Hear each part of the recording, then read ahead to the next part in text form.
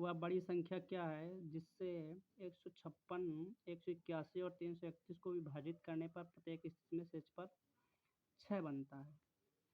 तो अगर इस तरह की कोई कंडीशन होती है, सबसे पहले हम क्या करते हैं, a माइनस बी करते हैं, b माइनस सी और c माइनस ए, जो प्राप्त संख्याएं होते हैं उनका हम मासा निकाल लेते हैं।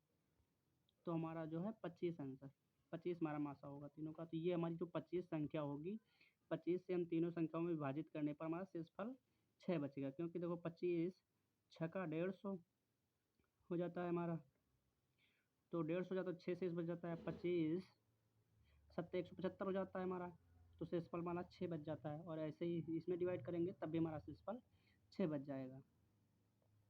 तो हम अगर इस तरह की कोई संख्या आती है, वह बड़ी से बड़ी संख्या ज्ञात करना है जो विभाजित करने पर प्रत्येक स्थिति पर एक शेषफल दे देगा उसी अनुसार। तो हमको जो है a माइनस बी करना होगा, b माइनस सी करना होगा और c माइनस ए करना होगा। जो संख्या उनसे प्राप्त होगी उनका हम मासा निकाल लेंगे, वही संख्या होगी जो उनसे विभाजित करने पर जो है सेम शेष देगी। एक व्यक्ति ने एक वस्तु को 18% की हानि पर बेचा। यदि वह उसे 960 रुपये अधिक में बेचता तो उसे 12% का लाभ प्राप्त होता। यदि वस्तु को इतने रुपये में बेची जाती तो लाभ कितने प्रतिशत होगा।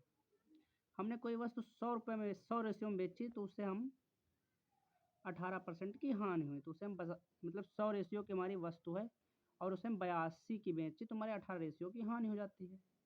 यदि वह 96 मतलब 960 रुपये अधिक में बेचता है तो 12% का लाभ होता है। तो कोई वस्तु 100 रुपये की है, उसे 112 रुपये की बेचेंगे, क्योंकि 100 का 12% 112 हो जाता है। तो हम पहले उसी वस्तु को 82 में बेच रहे थे, अब हम 112 में बेच रहे हैं, तभी तो हमको 960 रुपये का लाभ होता है। तो हमारा जो इन दोनों का डिफरेंस होगा वो 960 के बराबर हो जाता है हमारा। तो 30 रेशियो बराबर 960 हो जाता है, तो 1 रेशियो बराबर हमारा 32 हो जाता है। तो हमारा कोई वस्तु कॉस्ट प्राइस हमारी क्या थी, वस्तु की हमारी 100 थी, 100 बराबर 32 हो जाती है।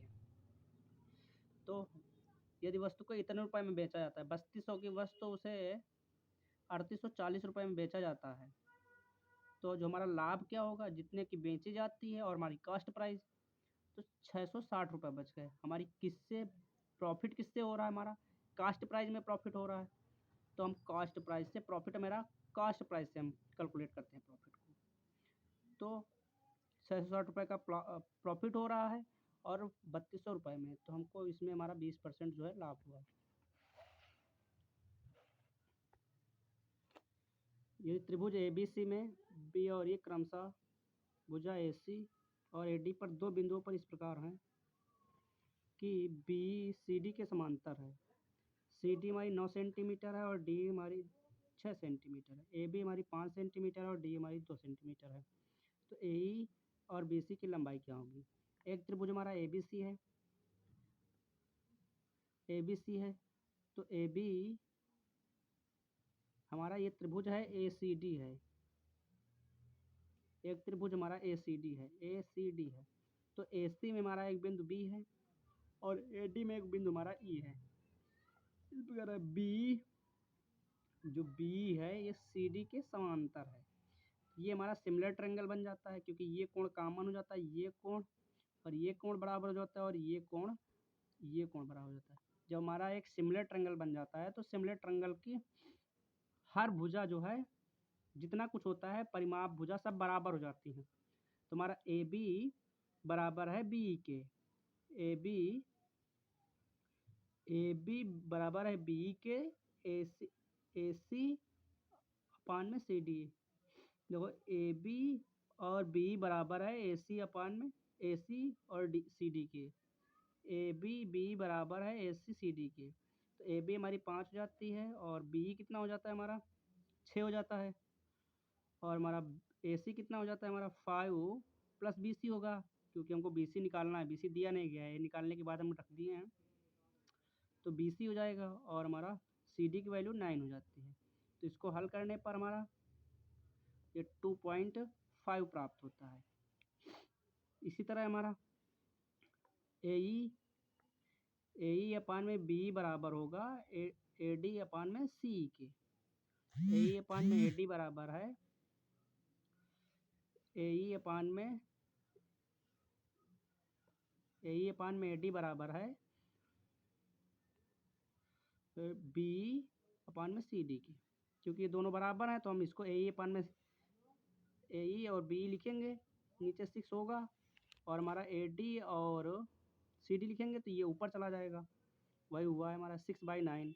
तो हमारा ए की वैल्यू 4 प्राप्त हो जाती है यहाँ से। ये हमारा क्वेश्चन दिया गया था एसएससी सीजीएल 2021 में, प्रीवियस ईयर का क्वेश्चन है। 10 स्क्वायर ए प्लस 2 10 स्क्वायर माइनस 63 हमारे द्विघात समीकरण हो जाता है, 963 हो जाता है हमारा। तो हम 7 और 9 का जो है 7 और 9 बन जाता है हमारा, 10 7 हो जाता है हमारा। 10 हमेशा त्रिकोणमिति 90 डिग्री में लगती है, तो 10 लंबटे आधार हो जाता है, परपेंडिकुलर पर हम बेस में हो जाता है, हाइपोटेनस हमारा √50 हो जाता है हमारा। और इसकी वैल्यू पूछी गई थी 2 sin a plus 5 cos a की। तो 2 sin a बराबर क्या होता है, लंबटे कोण हमारा परपेंडिकुलर अपन में हाइपोटेनस प्लस में 5 cos a अपन बेस पर में हाइपोटेनस हो जाता है, तो इससे हमारा 19/50 प्राप्त हो जाता है। ये हमारा द्विघात समीकरण का क्वेश्चन हो जाता है। यदि P 8, 20 का तीसरा समानुपाती है और Q 3, 5, 24 का चतुर्थ समानुपाती है, तो 2P प्लस Q का मान क्या होगा। तृतीय समानुपाती बराबर क्या होता है हमारा, B² होता है। B² तो B की वैल्यू हमारी कितनी 20 दी गई, अपान में A 8 हो जाता है, तो यहाँ 50 प्राप्त हो जाता है हमारा। और चतुर्थ समानुपाती बराबर क्या होता है, A/B = C अपान में D। तो यहाँ पर A की वैल्यू हमको निकालनी है, चतुर्थ समानुपाती निकालना, तो Q बराबर हमारा 40 हो जाता है हमारा। 2P प्लस Q में इस वैल्यू को रख देते हैं तो हमारा 140 प्राप्त हो जाता है। x बराबर 4 प्लस √50 है, तो x² प्लस 1/x² का मान क्या होगा। तो हम सबसे पहले 1/x की वैल्यू निकाल लेंगे यहाँ से। तो हम इसको x बराबर दिया गया, तो 1/x बराबर 4 प्लस √x हो जाता है हमारा, संयुग्मी से गुणा करा देते हैं, तो 4 माइनस √50 हो जाता है। तो हम इन दोनों को जोड़ देते हैं, तो हमारा 4 4 8 जुड़ जाएगा हमारा, और ये माइनस का 15 और अंडर रूट माइनस का और प्लस का अंडर रूट 15 कट जाएगा हमारा, तो 8 होगा। तो हमारा क्या हो जाता है, हमको x प्लस 1/x का होल स्क्वायर बराबर क्या हो जाता है, x² प्लस 1/x² प्लस में 2x इंटू 1/x। तो x से कैंसिल हो जाता है, तो हमारी ये वैल्यू यहाँ पे चली जाती है, यहाँ पे चली जाती है, तो माइनस का हो जाता है हमारा। तो 8 का हम वर्क कर देते हैं, 8 8 64 माइनस 2, यही किया गया हमारा, 64 माइनस 2। एक निर्माण इकाई में यह नोट किया गया कि कच्चे माल की कीमत में 25% की वृद्धि हुई, और श्रम लागत कच्चे माल के क्रय मूल्य के 30% से बढ़कर कच्चे माल के क्रय मूल्य का 38 हो जाता है। कच्चे माल की खपत को कितना % कम किया जाए कि वृद्धि पहले जितनी बनी रहे। तो क्या होता है, एक निर्माण में कच्चे माल की कीमत में पहले कच्चा माल 100 था मान लिया, और उसको कीमत में 25% की वृद्धि कर दी गई, तो कच्चा माल हमारा 125 हो जाता है। श्रम लागत मतलब लेबर कास्ट कच्चे माल के क्रय मूल्य के 30% से बढ़कर, पहले कच्चे माल की कीमत 30% थी, 100 का 30% 30 होता है, और बढ़कर कच्चे माल की कीमत क्रय मूल्य का 38 हो जाता है हमारा। पहले 100 का 30% थे, अब 125 हो गई, 125 का हमारा 38% हमारा 47.5 हो जाता है। तो खपत में कितने % कम करनी होगी, तो हम दोनों को ऐड कर लेते हैं। हमारा जो खपत होगी, ये इनका अंतर अपान में 172/2.5 हो जाता है, तो हमारा कितना हो जाता है 24.6 हमको खपत कम करनी होगी।